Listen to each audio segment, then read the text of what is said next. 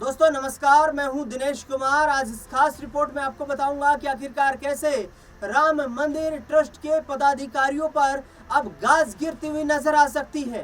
जी हां, कथित चढ़ावा चोरी मामले में अब एक बड़ा एक्शन यहां पर शुरू हो चुका है। अयोध्या में राम मंदिर चढ़ावा चोरी मामले में अब पुलिस ने शिकंजा ट्रस्ट के पदाधिकारियों के खिलाफ कसना शुरू कर दिया है। श्री राम जन्मभूमि तीर्थ क्षेत्र ट्रस्ट के महासचिव चंपत राय के इस्तीफा देते ही उनसे भी पुलिस ने पूछताछ की और बयान दर्ज किया गया है। हालांकि पुलिस की एफआईआर में चंपत राय या किसी अन्य पदाधिकारी का नाम शामिल नहीं है। इसके बाद भी जांच को आगे बढ़ाने और चोरी में पकड़े गए आरोपियों की गतिविधियों को लेकर ये जानकारी ली गई है। एसआईटी ने सबसे पहले चंपत राय से ही पूरे मामले की जानकारी ली थी और बयान भी दर्ज किया था। एसआईटी की प्रारंभिक रिपोर्ट के बाद ही पुलिस ने एफआईआर दर्ज की थी। पुलिस सूत्रों के अनुसार जांच के अगले चरण में ट्रस्ट के जुड़े अन्य प्रमुख पदाधिकारियों के बयान दर्ज किए जाएंगे, जिनमें डॉक्टर अनिल मिश्रा, गोपाल राव के नाम भी शामिल हैं। बताया जा रहा है कि मामले के सभी तथ्यों और परिस्थितियों को स्पष्ट करने के लिए क्रमवार संबंधित लोगों से पूछताछ हो रही है। इसी कड़ी में ट्रस्ट के पदाधिकारियों के बयान दर्ज किए जा रहे हैं ताकि जांच को आगे बढ़ाया जा सके। चंपत राय और अनिल मिश्रा ने बीते शनिवार को ही अपने पदों से इस्तीफा दिया था। ट्रस्ट की ही तहरीर पर 8 लोगों को नामजद करते हुए पुलिस ने एफआईआर दर्ज करते हुए बीते शुक्रवार को सभी लोगों को गिरफ्तार कर लिया था। आरोपियों के घरों पर रविवार को ताबड़तोड़ छापेमारी भी की गई। इस छापेमारी में ज्वेलरी, कैश और जमीनों के दस्तावेज बरामद होने की बात कही जा रही है। गिरफ्तार आरोपियों को भी कोर्ट में पेश करने की तैयारी में पुलिस जुटी हुई है। माना जा रहा है कि आरोपियों की रिमांड भी मांगी जा सकती है। चंपत राय के इस्तीफे के तरीके पर सवाल उठ रहे हैं। ट्रस्ट महासचिव चंपत राय और ट्रस्टी डॉक्टर अनिल मिश्रा के इस्तीफे के तरीके को लेकर भी अयोध्या के संत समाज ने कई तरीके के सवाल उठाए हैं। संतों का कहना है कि चंपत राय के इस्तीफे का तरीका सामान्य प्रक्रिया से अलग दिखाई देता है। उनका तर्क था कि चंपत राय स्वयं सोशल मीडिया पर सक्रिय हैं। उनका अपना एक्स और फेसबुक अकाउंट है। यदि वे इस्तीफा देते तो कम से कम एक संक्षिप्त संदेश के माध्यम से राम भक्तों और आम लोगों की जानकारी दे सकते थे।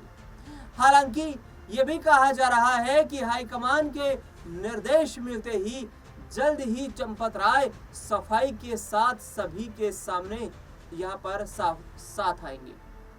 दरअसल इस्तीफा अध्यक्ष की बजाय कोषाध्यक्ष को सौंपा गया। संत समाज के बीच ये चर्चा हो रही है कि यदि इस्तीफा देना ही था तो उसे व्यक्तिगत रूप से ट्रस्ट अध्यक्ष महंत नृत्य गोपाल दास को सौंपा जाना चाहिए था। महंत नृत्य गोपाल दास की ओर से इसकी पुष्टि भी की जानी चाहिए थी। वहीं संत समाज में ये भी सवाल है कि किसी ट्रस्ट का महासचिव यदि इस्तीफा देता है तो वो कोषाध्यक्ष को क्यों देगा।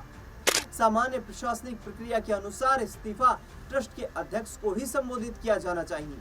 इन तमाम सवालों के बीच अयोध्या में ट्रस्ट के भीतर चल रहे घटनाक्रम को लेकर चर्चाओं का बाजार गर्म है।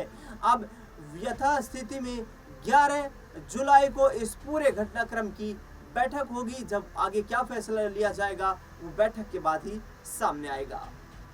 मंदिर ट्रस्ट में कई बड़े बदलाव होंगे। ट्रस्ट के कामकाज में व्यापक बदलाव की तैयारी शुरू हो चुकी है। 11 जुलाई को प्रस्तावित ट्रस्ट की बैठक में संगठनात्मक ढांचे में बड़े परिवर्तन पर फैसला हो सकता है। बैठक में महासचिव चंपत राय और ट्रस्ट के सदस्य डॉक्टर अनिल मिश्रा के इस्तीफों पर भी अंतिम निर्णय लिए जाने की संभावना है। चर्चा ये भी है कि ट्रस्ट में कुछ नए लोगों की यहाँ पर एंट्री हो सकती है, जो नए लोग यहाँ पर ट्रस्ट की जिम्मेदारियों को संभालते हुए आगे इस ट्रस्ट को चलाने के लिए तैयारी करेंगे। बता दें आपको कि चंपत राय के खिलाफ जिस तरीके से एक माहौल बनाया गया है उसको लेकर भी चंपत राय काफी आहत नजर आए और सूत्रों ने बताया कि इन घटनाओं से आहत होकर चंपत राय ने महासचिव पद से इस्तीफा सौंपा है। अब सीईओ और सचिव जैसे पद बन सकते हैं।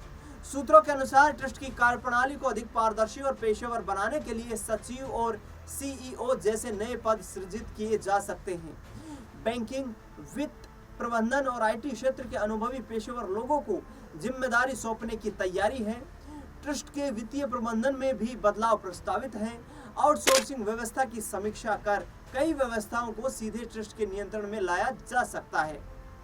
कर्मचारियों की नियुक्ति, डिजिटल रिकॉर्ड तैयार करने और लेखा जोखा को आधुनिक प्रणाली से जोड़ने पर भी चर्चा होगी। बैठक में नए महासचिव की नियुक्ति प्रमुख एजेंडा रहेगा।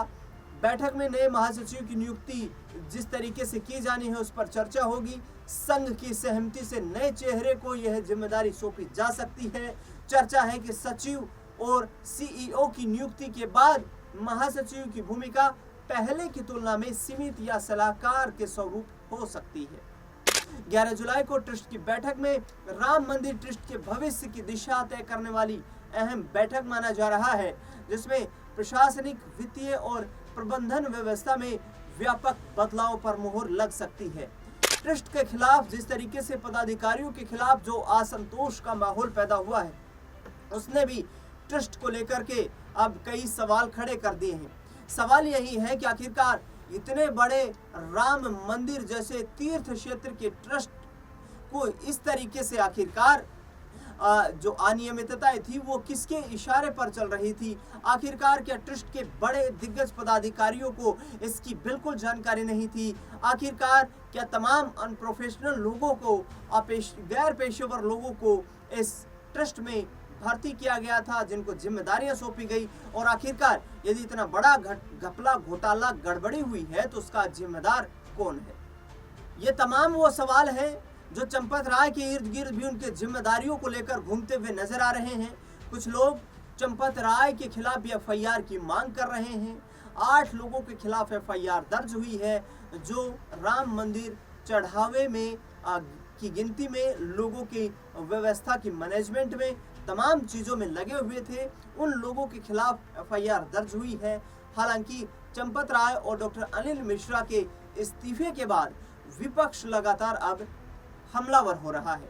ट्रस्ट में जिस तरीके की गड़बड़ियां और अनियमितताओं का आरोप लगा है, उसको लेकर विपक्षी दलों का कहना है कि यहाँ पर छोटे लोगों को फंसाया गया है और बड़े लोगों को इस अनियमितता से बाहर रखा गया है ताकि उन पर किसी तरीके की आंच न आ पाए।